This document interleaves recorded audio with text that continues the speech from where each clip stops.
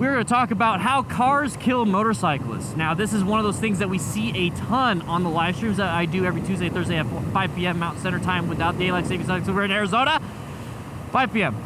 We talk about this. Most common accidents are intersections and curves. Well, we're going to talk about a lot of the intersections and other vehicles, so multi-vehicle crashes with cars. And let's talk about how we can kind of avoid them. We got to stay focused on the road. We got to stay focused on other vehicles because they are trying to kill me. All right, let's go and jump into it.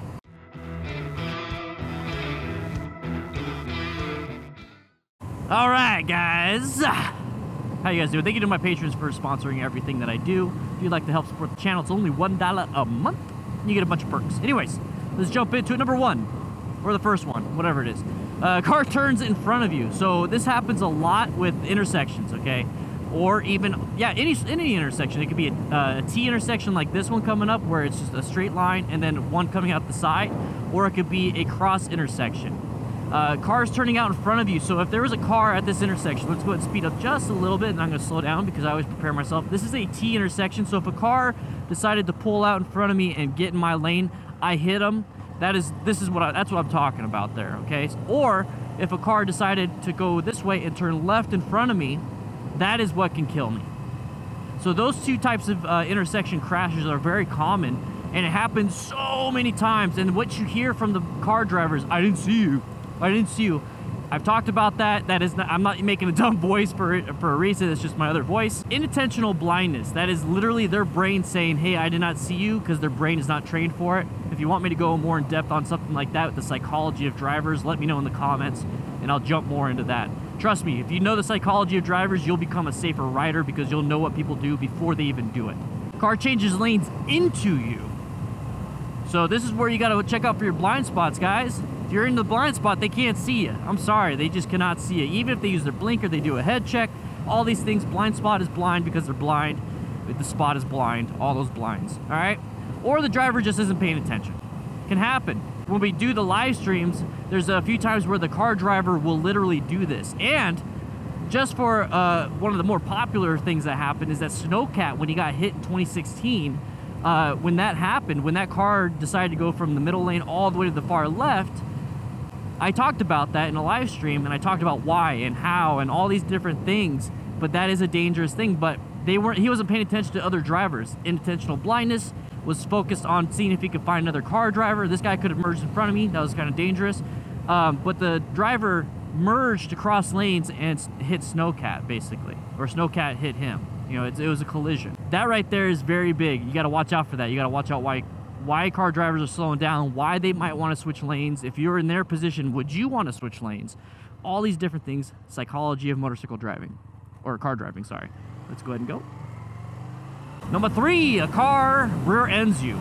Cars rear ending you, this happens a lot, and it can be very bad. Like, you'd be surprised, just a minor bump at like 10, 15 miles an hour hurts. It is huge. Car turning in front of me. This is an ambulance.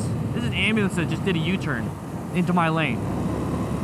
Now, there's nothing wrong with that. He did have plenty of time, but if I was closer, that could be a big issue. And I'm paying attention to that. Anyways, car rear-ending you. So you're at a stoplight, you're at a stop sign, you go to stop, you're looking left, looking right, looking left, getting ready to go. There's too much traffic, so you can't go, so you stop, but that car driver wasn't paying attention. So he's looking left, he's looking left, he's looking right, looking left, he's not looking straight. He hits you because he thinks that you went. There's a bunch of different factors in this. Cell phone, not paying attention, thinking you already went. This happens a lot in car versus car, but we aren't a car. We don't have the protection, so this is how it can kill us. So with this situation, you kind of want to pull off to the side a little bit. So like, let's say you're going to stop here. You know what? Let's just do it. Let's say I'm going to pull up to here. I'll just merge back into my lane. And I want to turn left, and I'm looking left, looking right, looking left, and it's like, oh, I can't go, so I stop. The best bet for you to do is to scoot over more. I actually put my leg and my foot on the curb, and I scoot over more. So if that person decides to run it, they have a bunch of room right here instead of hitting me. That's how I do that.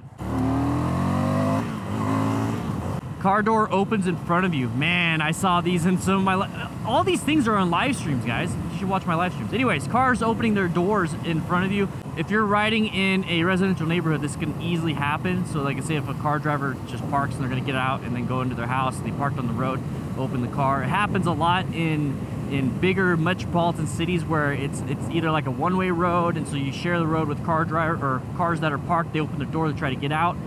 Once again, unintentional blindness. They are looking for other car drivers, and they don't see another car driver, so they open the door, but then you're there.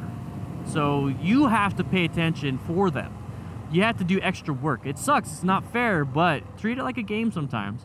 So if I see a car with their lights, like their brake lights on right now, if I see them parked and they're like that, see, this is how I'm gonna park right here. I don't wanna get rear-ended, so I'll park a little bit off to the left. I have a nice cushion right here, so if he decides to go, he's gonna hit this Dodge Charger. So the car driver's door, I pay attention to brake lights. If all of a sudden the brake lights when they park turns off, that means they shifted it in a park, and they just have the running lights on, and that means they're getting ready to open that door. I'm always paying attention to subtle cues that allows me to stay safe and gives me like this space cushion of situational awareness. Car oil or debris makes you crash. Look at this. This is water. This is hopefully that's water. I think it's water. Anyways, let's just say that's water. That's probably from the AC unit. It's really hot right now. It's 97 degrees. That's from the AC unit. But if you see in the center of these the intersections where cars normally stop, you're gonna see a bunch of oil. So let's say you park there and you accelerate because you know you're gonna get going. You slip and slide, fall, and then a car behind you runs you over. Not good, not good. That's another reason why I park a little bit off to the side of intersections. Another thing though, car oil and debris. So debris, let's say a car tire just blows up in front of you or it's just sitting in the road. If you hit that, there's a good chance that you could probably fall and cause an issue. And if you crash without gear, no bueno, no bueno, bruh. Car suddenly stops in front of you. Now, yeah, this happens a lot. Car stopping in front of you, and you hear a lot of people do this. The rev bomb. My bike is so quiet now. They do that instead of applying the clutch and applying the brakes appropriately, or finding an escape route to swerve and escape to. So what I tend to do is that I don't allow a car to stop suddenly in front of me. How do I do that? I give myself a massive space cushion. See how I'm off to the side right here? I give myself a massive space cushion. I do not let this car get super close to me. If they slow down, I slow down. I maintain the space cushion that I need. If this car speeds up, I let them speed up. I go the speed limit, not a big deal. I make sure I have an escape path. So right now, this is actually a bad spot because of the median, but I know that nobody's over to my right because I did a head check. So that allows me to escape to the right if I have to, or right now I created a space cushion in front of me, so now I can apply the brakes and if I'm paying attention. So I'm mitigating that. That's what you guys need to do.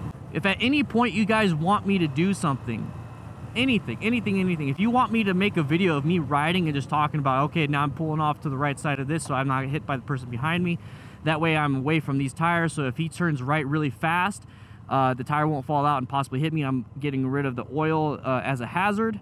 I'm off to the side. See all this oil right here? I'm paying attention to traffic. There's gravel. If you want me to talk like that while I'm riding for 10 minutes, let me know in the comments. I will do a whole situational awareness talking that I'm thinking while riding for you guys. It might get annoying after a while, but I'll tell you what, it might be informative. So let me know in the comments, and make sure you swing on by beginnermotorcycletips.com. Let me know what it is you want for me to do, and on top of that, get the guide, join Patreon, join the Discord, it's free, all these different things. All right, with that said, I hope you guys ride safe, be safe, and I'll see you later, boy. They're trying to merge, so when you watch this, keep an eye on this. So, trail braking in a car. Some people are just terrible drivers. This person wants to merge, okay? Now, who knows? I mean, beforehand, somebody said this is a road rage incident, so